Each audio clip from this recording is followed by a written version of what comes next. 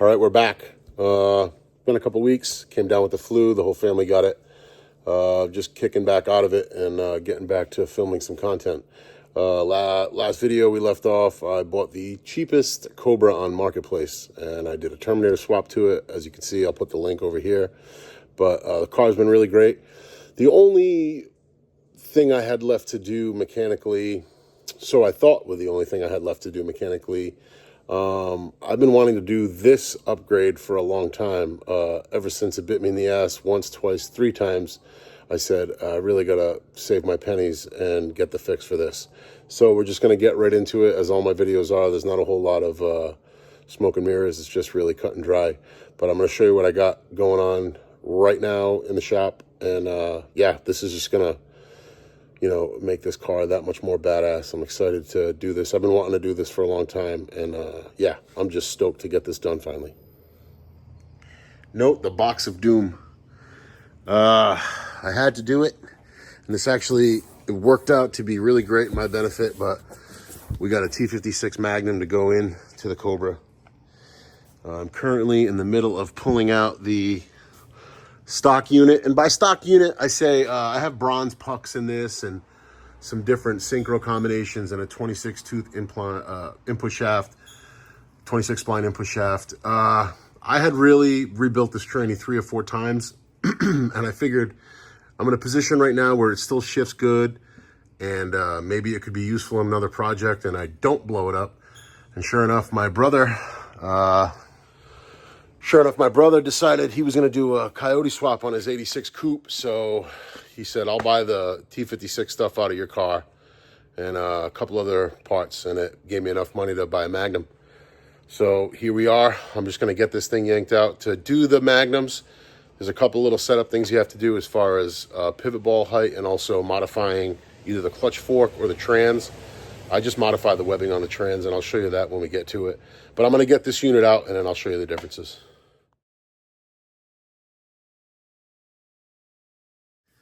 All right, it's good on the back. Got the old T56 out. Like I said, too, this is a great unit. 26 spline input shaft. I did brass pucks on all the synchros. Everything legit. There's no issues with it. So like I said, better to get it out and sell it now while I can. And I'm gonna bring you guys over here to the Magnum.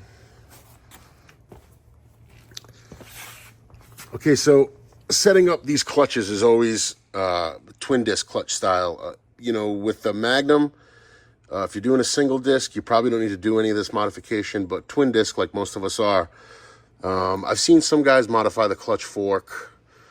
Brian Crane has done that and posted about it. And I just, be ease of, what I got going on, I'll take some material off the face of the trans here. So I'm taking a square out there and a little bit out there. And what that's doing is that's allowing my fork to go back to get proper gap, they call it. You got to think about a clutch too, right? When it's spinning, those fingers are flaring out, and as the clutch wears, it's also going to flare out. So you have to compensate all that. And Alan Garrett has a great write-up on the Facebook 03 Cobra group about doing this.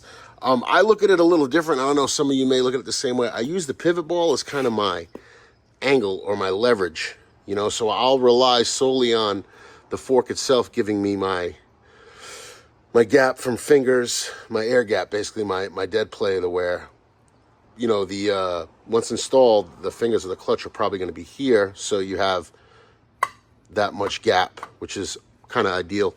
But I'll rely on the pivot ball to get the angle of the fork quite right, so you can get some leverage. Now I'm one-handed here, so I'll explain to you measuring. With a straight edge across the blow shield or bell housing, you want to measure the depth from the fingers to that straight edge.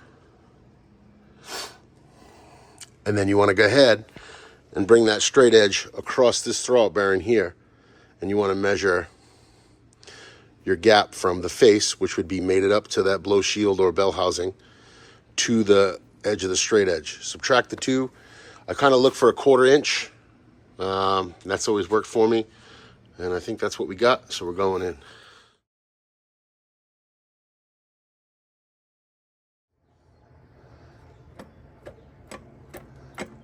Well, at least you can say I'm consistent, being the world's worst YouTuber. So right after checking the clutch fork play and getting the tranny kind of all bolted up, I let the phone charge for a minute, and then I recorded the rest of it. I just didn't hit that red button in the center. So it's pretty straightforward. A couple of things to note. I was lucky enough, the factory T56, or the original T56, slid right out, so there was no real issue with clutch discs kind of moving and not lining up. I did have a steel alignment tool with me, and it floated right in. When doing the Magnum, so I'm a solid axle car, and there's no IRS in here. And with the factory T56, I was using the 03 Cobra drive shaft with a 1-inch spacer.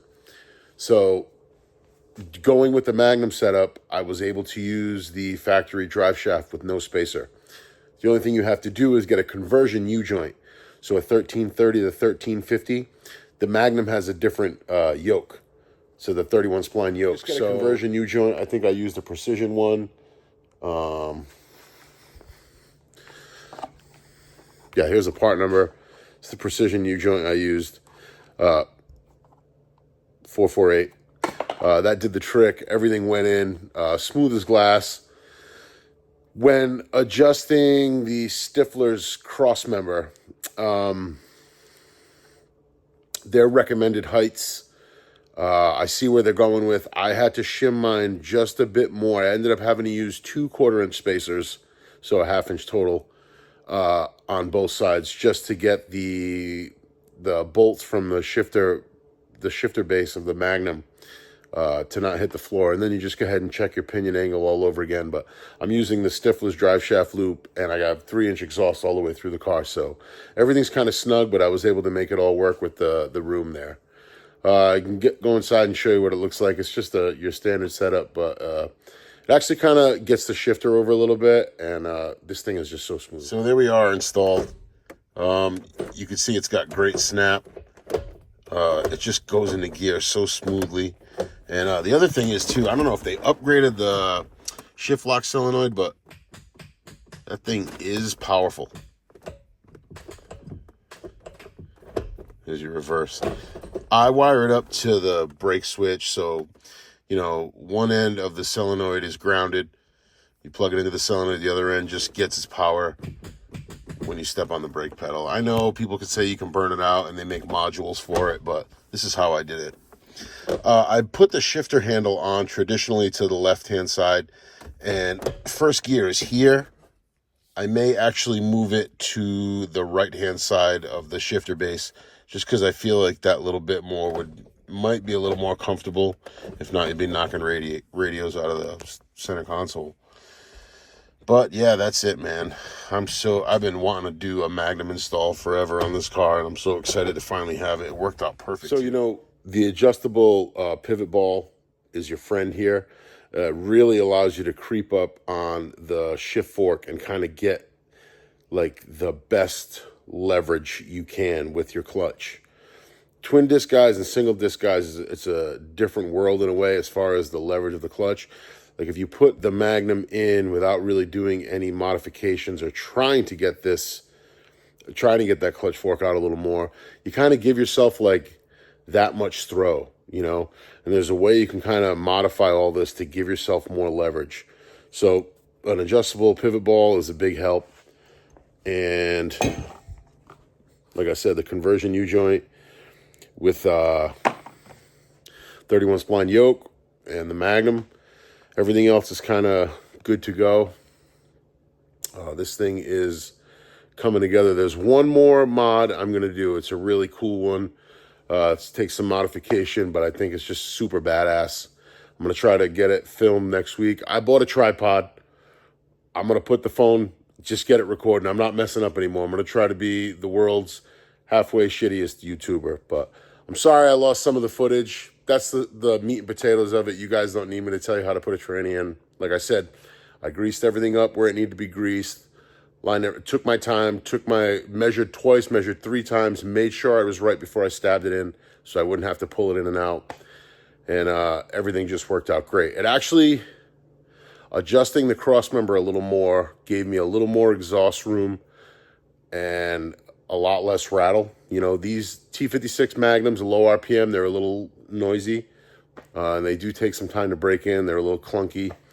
But overall, I am 100% happy. I've been waiting to do this forever. So it's just, it worked out great. I'm sorry I lost some footage, but I'm trying to give you guys some kind of content. I'm trying to do some content because I'm trying to keep myself motivated to keep doing it and try to get my ass in gear and try to make better videos. So next week we got a cool one